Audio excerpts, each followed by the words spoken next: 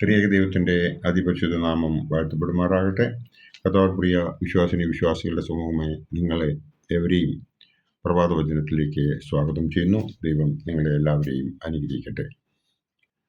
ഇന്നത്തെ ചിന്താവിഷയം എന്നത് എടുത്തുചാട്ടം എന്നതാണ്. ഈ ലോകത്തിലുണ്ടാകുന്ന എല്ലാ തെറ്റുകൾക്കും കാരണം എടുത്തുചാട്ടമാണ്. ചിന്തിക്കാതെയുള്ള പ്രവൃത്തി, ദൈവത്തിന് നിരക്കാത്ത, ജനങ്ങൾക്ക് ഉതകാത്ത, ജനങ്ങൾക്ക് ഇഷ്ടപ്പെടാത്ത പ്രവർത്തനങ്ങൾ എടുത്തുചാട്ടം കൊണ്ട് സംഭവിക്കുന്നു. എടുത്തുചാട്ടം അഹംഭാവം കൊണ്ട് ഉണ്ടാകുന്നു.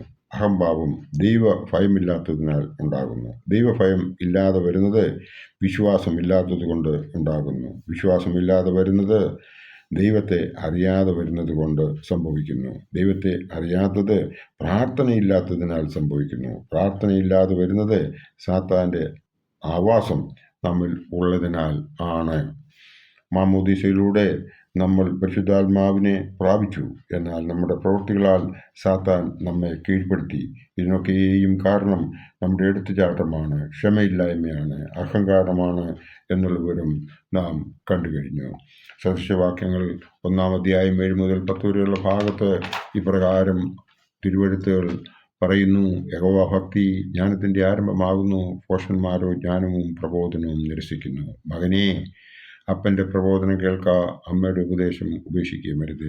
അവ നിന്റെ ശിരസിന് അലങ്കാരമാലയും നിന്റെ കഴുത്തിന് സരപ്പളിയും ആയിരിക്കും. മകനേ, പാപികൾ നിന്നെ വശീകരിച്ചാൽ വഴിപ്പെട്ട് പോകരുത് എന്നാണ് ഈ വേദഭാഗം നമ്മോട് പറയുന്നത്.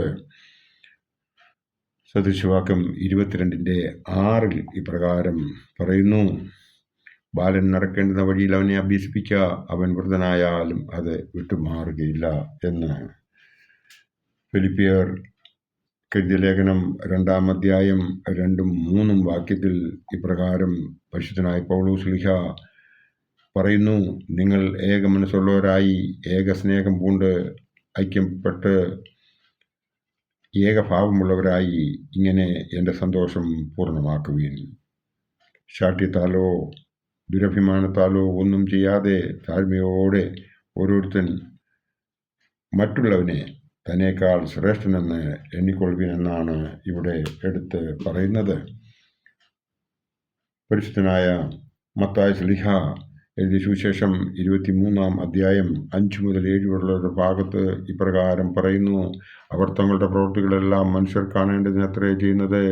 തങ്ങളുടെ മന്ത്രപ്പെട്ട വീതിയാക്കി തൊങ്ങൽ വലുതാക്കുന്നു. അത്താഴത്തിൽ പ്രധാന സ്ഥലവും പള്ളിയിൽ മുഖ്യാസനവും അങ്ങാടിയിൽ വന്ദനവും മനുഷ്യർ റബ്ബി എന്ന് വിളിക്കുന്നത് അവർക്ക് പ്രിയമാകുന്നു എന്നാണ് ഈ വേദഭാഗം നമ്മെ ഓർപ്പിപ്പിക്കുന്നത്. 119-ാം സങ്കീർത്തനം 165 മുതൽ 168 വരെ നോക്കുമ്പോൾ നാം ഇതിൽ കാണുന്നത്: നിന്റെ ന്യായപ്രമാണത്തോട് പ്രിയമുള്ളത് മഹാസമാധാനം ഉണ്ട് എന്നാണ്. നിന്റെ ന്യായപ്രമാണത്തോട് പ്രിയമുള്ളവർക്ക് മഹാസമാധാനമുണ്ട്. അവർക്ക് വീഴ്ചയ്ക്ക് സംഗതി ഏതുമില്ല. യഹോവയെ, ഞാൻ നിന്റെ രക്ഷയെ പ്രത്യാശ വയ്ക്കുന്നു. നിന്റെ കൽപ്പനകളെ ഞാൻ ആചരിക്കുന്നു. എൻ്റെ മനസ്സ് നിന്റെ സാക്ഷ്യങ്ങളെ പ്രമാണിക്കുന്നു. അവ എനിക്ക് അത്യന്തം പ്രിയമാകുന്നു. ഞാൻ നിന്റെ പ്രമാണങ്ങളെയും സാക്ഷ്യങ്ങളെയും പ്രമാണിക്കുന്നു. എൻ്റെ വഴികളെല്ലാം നിന്റെ മുമ്പാകെ ഇരിക്കുന്നു എന്നാണ് ഈ വേദഭാഗത്ത് പറഞ്ഞിരിക്കുന്നത്. മത്തായി ശ്ലീഹ എഴുതിയ സുവിശേഷം 5-ാം അധ്യായം മുതൽ നമ്മൾ വായിക്കുമ്പോൾ നമ്മൾ കാണുന്നത് കർത്താവായ യേശു ക്രിസ്തു തൻ്റെ ഗിരിപ്രഭാഷണത്തിൽ പറഞ്ഞതാണ് നാം ഇവിടെ വായിക്കുന്നത്. സൗമ്യതയുള്ളവർ ഭാഗ്യവാന്മാർ, അവർ ഭൂമി അവകാശമാക്കും. നീതിക്ക് വിശന്ന് ദാഹിക്കുന്നവർ ഭാഗ്യവാന്മാർ, അവർക്ക് തൃപ്തി വരും. കരുണയുള്ളവർ ഭാഗ്യവാന്മാർ, അവർക്ക് കരുണ ലഭിക്കും. ഹൃദയശുദ്ധിയുള്ളവർ ഭാഗ്യവാന്മാർ, അവർ ദൈവത്തെ കാണും എന്നാണ് പറഞ്ഞിരിക്കുന്നത്.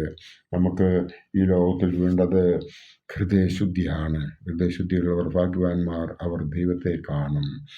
ഈ കാര്യം മത്തായി ശ്ലീഹ എഴുതിയ ഈ സുവിശേഷത്തിൽ 5-ാം അധ്യായം 8-ാം വാക്യമെങ്കിലും നമ്മൾ മറക്കാതെ ഓർത്തിരുന്നു കഴിഞ്ഞാൽ ഹൃദയശുദ്ധിയുള്ളവർ ഭാഗ്യവാന്മാർ, അവർ ദൈവത്തെ കാണും എന്നത് നമുക്ക് ഉപകാരപ്രദമായി തീരും. എടുത്തുചാട്ടക്കാർക്ക് കോപം വരുന്നു, കോപത്താൽ സ്നേഹമില്ലാതെയാകുന്നു. അവർ സാത്താൻ്റെ വഴികളിലൂടെ യാത്ര ചെയ്യപ്പെടാൻ നിർബന്ധിതരാകുന്നു എന്ന് നമുക്ക് മനസ്സിലാകും. നാം നമ്മെ തന്നെ നമ്മുടെ കർത്താവിൽ അഭയം പ്രാപിപ്പിച്ച് വരുവാനിരിക്കുന്ന നോമ്പ് നാളുകളിൽ ഒരു നല്ല തീരുമാനമെടുത്തുകൊണ്ട് ദൈവത്തിനായി നമ്മുടെ ആത്മാവിനായി ജീവിക്കാം. ബാക്കിയുള്ള ജീവിതം നമുക്ക് ആ കർത്താവായ യേശു ക്രിസ്തുവിൻ്റെ പാദത്തിൽ സമർപ്പിച്ചുകൊണ്ട് നമുക്ക് ജീവിക്കാം.